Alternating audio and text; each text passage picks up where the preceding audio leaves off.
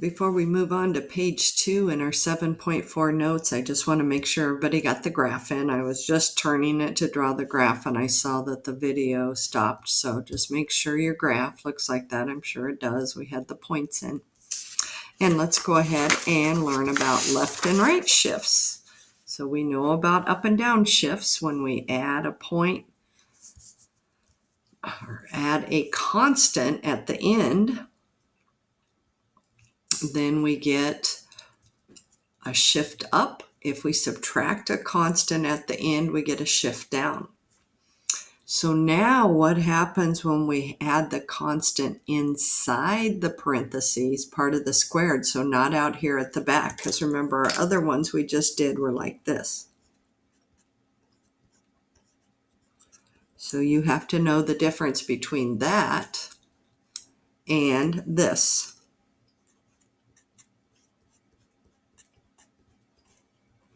So they are not the same thing. This would be x plus 4 times x plus 4, which is a foiling problem. And this is just x squared plus 4. So this we learned is a shift up 4 units.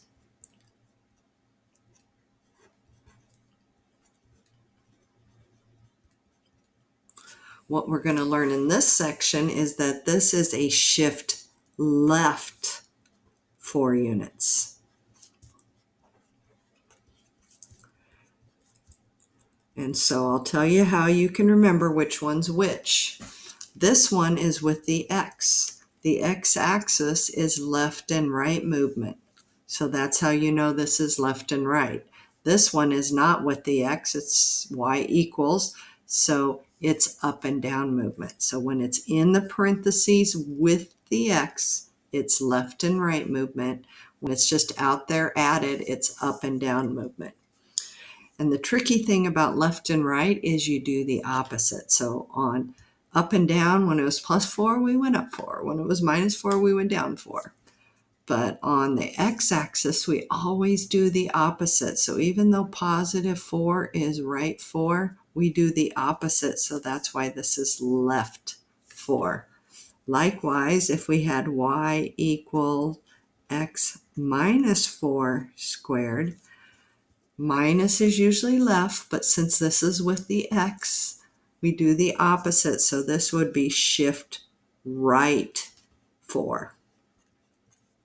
And you'll notice that's always true when we're on the x-axis. We do the opposite. So shift right 4 units.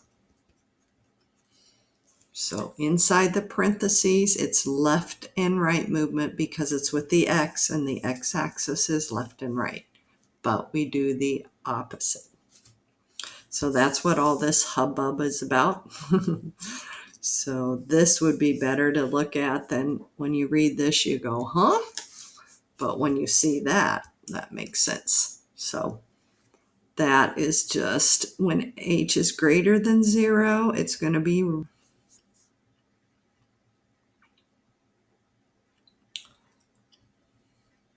okay. Yeah, I wouldn't even read that. I would just look at this because see how they have the minus built in.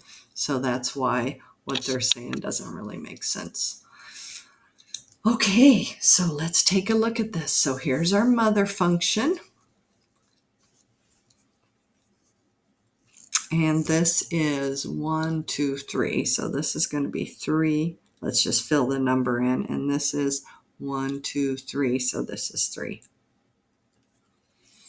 So the mother function, as we learned on the last page, the parabola sits at the origin.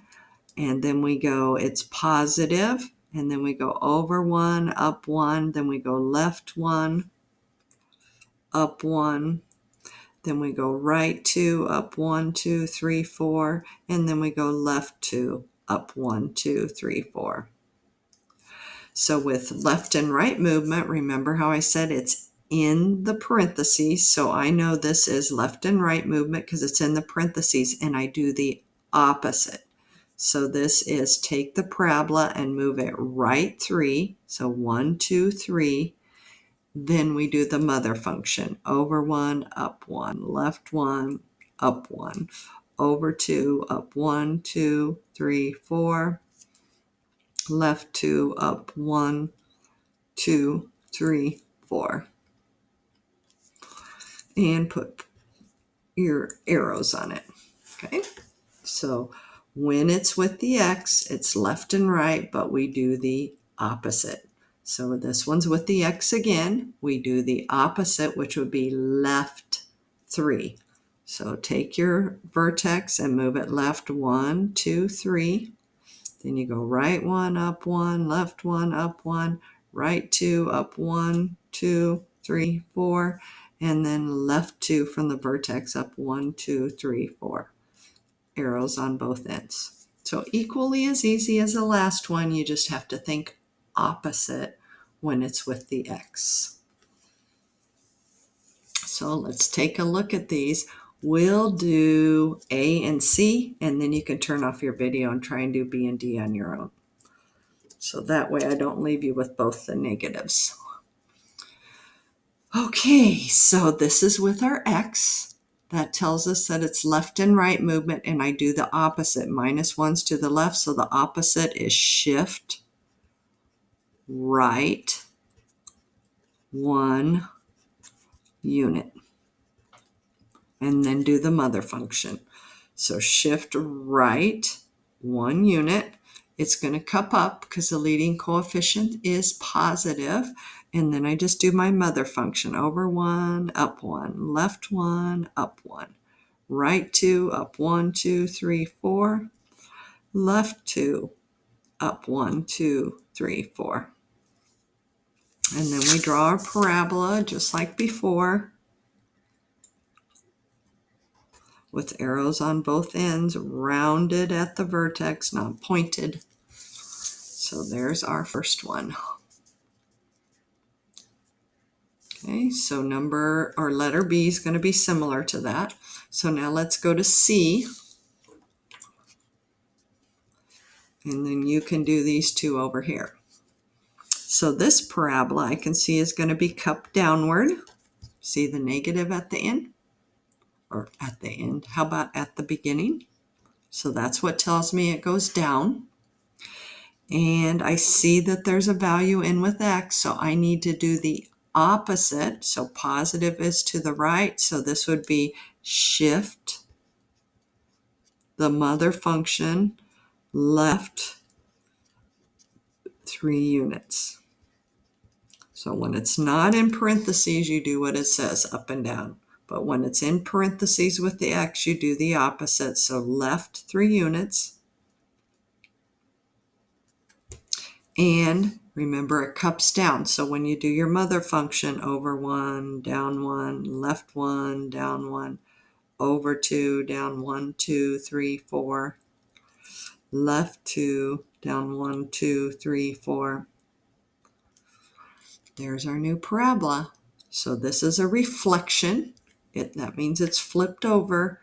And this is shifting left 3. So let's go ahead and draw that. Rounded arrows on both ends.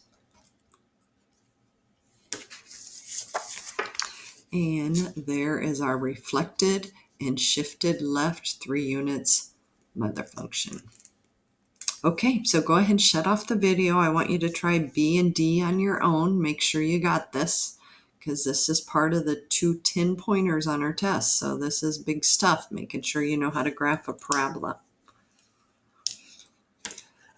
Okay, so this parabola cups up the values with the X, so I know I do the opposite. So that means left 4 units. So shifted left 4 units. So I take the mother function, go 1, 2, 3, 4.